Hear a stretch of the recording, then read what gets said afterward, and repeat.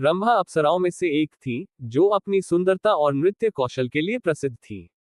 उनकी कथा देवताओं और राक्षसों के बीच संघर्षों और संबंधों की कहानी है, और रावण की एक अन्य महत्वपूर्ण घटना से भी जुड़ी है। नलकुबेर कुबेर के पुत्र थे, जो धन और संपत्ति के देवता थे। रंभा और नलकुबेर के बीच प्रेम संबंध था, लेकिन इस प्रेम कहानी को रावण के अहंकार और अत्याचार ने दुखद मोड़ दिया। अप्सरा रंभा और नलकुबेर का प्रेम स्वर्ग में विकसित हुआ था। दोनों एक दूसरे के प्रति अत्यंत प्रेम में और समर्पित थे। वे देवताओं के समारोहों में अक्सर साथ देखे जाते थे।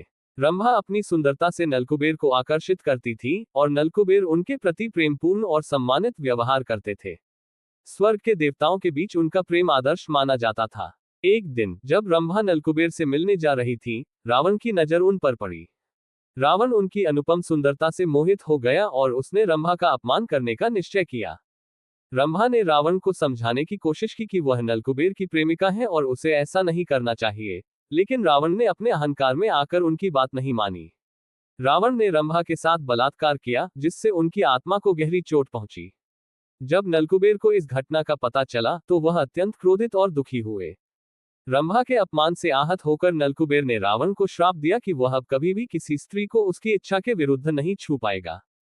यदि उसने ऐसा करने की कोशिश की, तो उसके सिर के टुकड़े टुकड़े हो जाएंगे।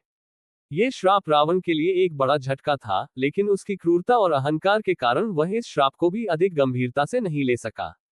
नलकुबेर के श्राप का प्रभाव रामायण की कथा में बाद में स्पष्ट हुआ, जब रावण ने सीता का हरण किया।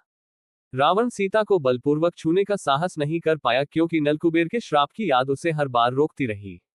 ये श्राप अंततः रावण के पतन की शुरुआत का कारण बना, क्योंकि उसने सीता को बिना छुए ही बंदी बनाकर रखा, जिससे उसका अंत सुनिश्चित हो गया।